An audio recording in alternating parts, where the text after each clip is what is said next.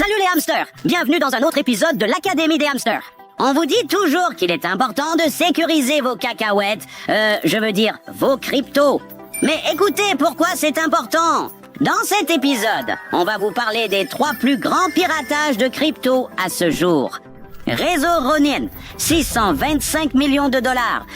En mars 2022, le réseau Ronin, utilisé par la plateforme de jeu blockchain populaire Axie Infinity, a subi la plus grosse attaque crypto jamais vue.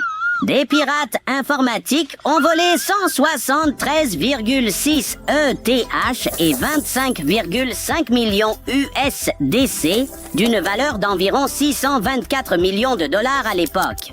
Heureusement, la plateforme d'échange Binance a pu récupérer 5,8 millions de dollars des fonds volés un mois plus tard. Les autorités américaines pensent que le groupe de hackers nord-coréen Lazarus Group était à l'origine du vol. Réseau Poly, 611 millions de dollars. En août 2021, un hacker malin a trouvé une faille dans la plateforme DeFi Interchain Poly Network et a transféré 611 millions de dollars en crypto vers 3 portefeuilles. Poly Network a publiquement demandé au hacker de tout rendre et surprise, quelques heures plus tard, il a commencé à le faire. En un mois, tout était rentré dans l'ordre.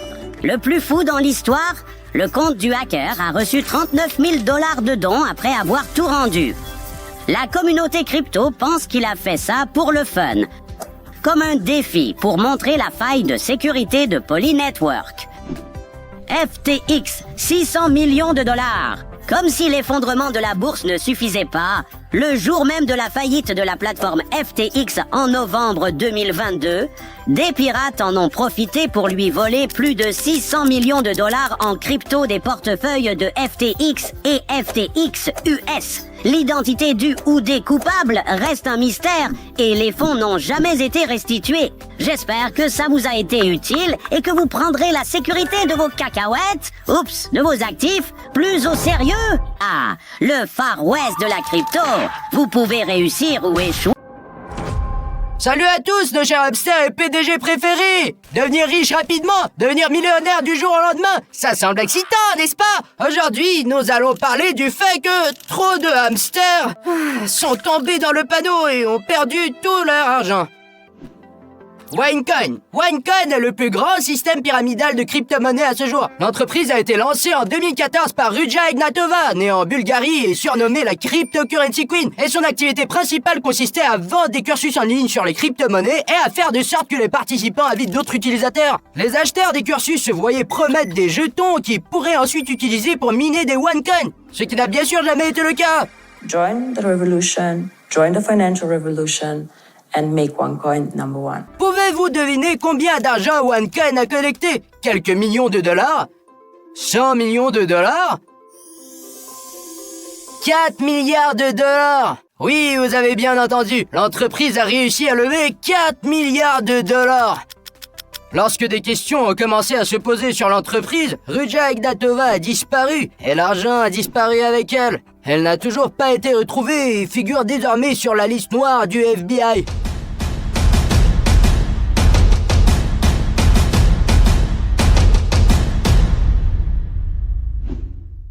BitConnect.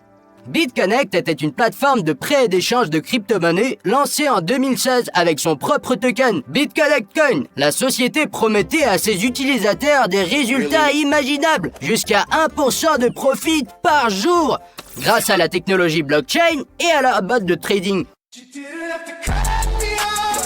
BitConnect a eu recours à de vastes campagnes de marketing pour susciter l'intérêt envers le projet.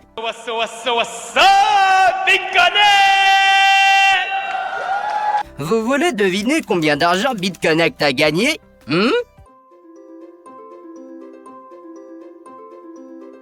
2,4 milliards de dollars! Mais le temps est passé et les clients n'ont rien eu. En janvier 2018, l'entreprise a soudainement fermé ses portes. Son jeton s'est effondré et les utilisateurs ont perdu tout leur argent. Et de nombreuses personnes associées à BitConnect ont été traduites en justice. Eh bien, le hamster, j'espère que vous avez appris beaucoup de choses. Et surtout, vérifiez toujours tout à 2 fois et ne mettez pas tout votre argent dans le même panier. Abonnez-vous à notre chaîne YouTube et n'oubliez pas, les hamsters, c'est la force. Un pour tous et tous pour un. Au revoir, mes amis.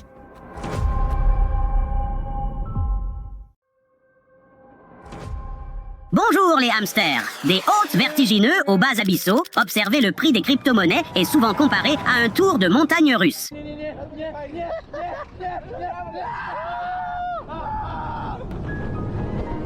Mais pour les hodlers à long terme ou les audacieux, les marchés des cryptos sont une source de nouvelles intenses. Aujourd'hui, on aborde les plus grands crashs de l'histoire des crypto-monnaies. Prêts à frissonner? Nous, on a déjà des palpitations.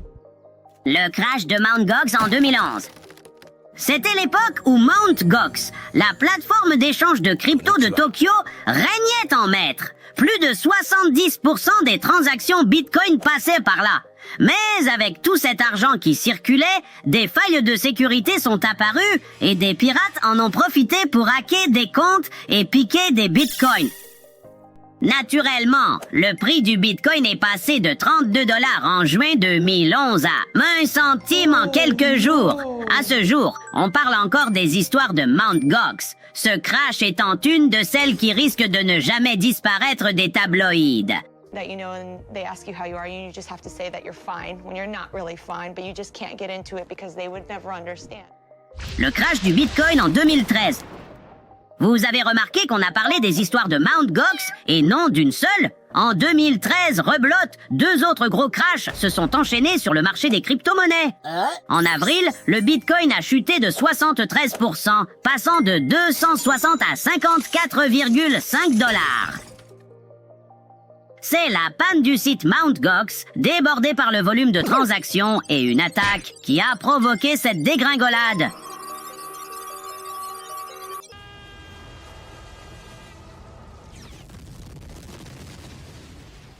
En août, le Bitcoin a subi une autre chute de 56% à cause d'une arnaque pyramidale de Bitcoin Savings and Trust. Le fondateur, Trendon Shavers, promettait des gains hebdomadaires de 7% et a été par la suite condamné à 18 mois de prison pour fraude. Puis en décembre, les banques centrales chinoises ont interdit aux institutions financières de trader du Bitcoin, entraînant une chute de 50% en quelques heures. Ce crash a été si brutal que Michael Saylor, connu comme l'un des plus grands promoteurs du Bitcoin, a tweeté « Les jours du Bitcoin sont comptés. Il semble qu'il soit voué à subir le même sort que les jeux en ligne. » What? Hold up, wait a minute. Wow. Et c'est là que ça devient intéressant, car contre toute attente, le Bitcoin a survécu. Le crash du Bitcoin en 2018. Heureusement pour le Bitcoin, 2013 n'a pas été sa fin. Au contraire, son prix a continué à grimper, frôlant les 20 000 $. Mais tout n'est pas rose pour le Bitcoin, car en janvier 2018, il est retombé à 11 000 $.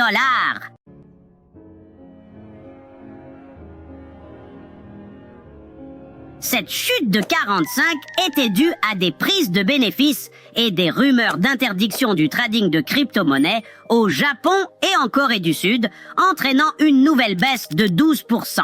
Oui, mais au moins ça restait au-dessus d'1 centime. Le crash du Bitcoin en 2020. La Covid-19 a aussi provoqué un crash du Bitcoin avec une chute de 50% en un jour, passant de 10 000 $ à 4 000 $.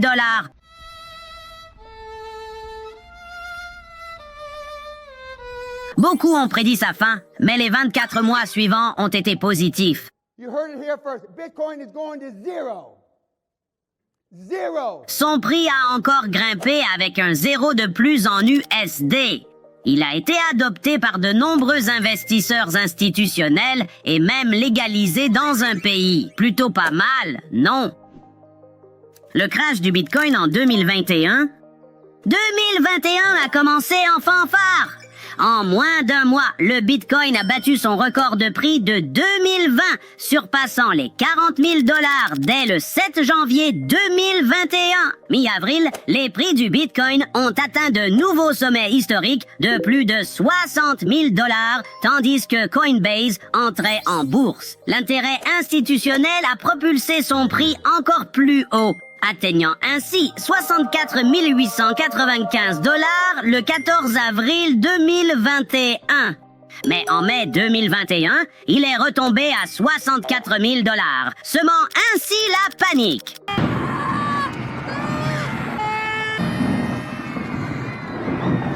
La cause? Eh bien, les tergiversations d'Elon Musk sur les paiements en Bitcoin pour Tesla. D'autres baisses ont suivi en juin, lorsque la Chine a rendu illégales les transactions en crypto-monnaie. Fin 2021, le Bitcoin avait chuté d'environ 30% depuis son pic, tombant à 47 686,81.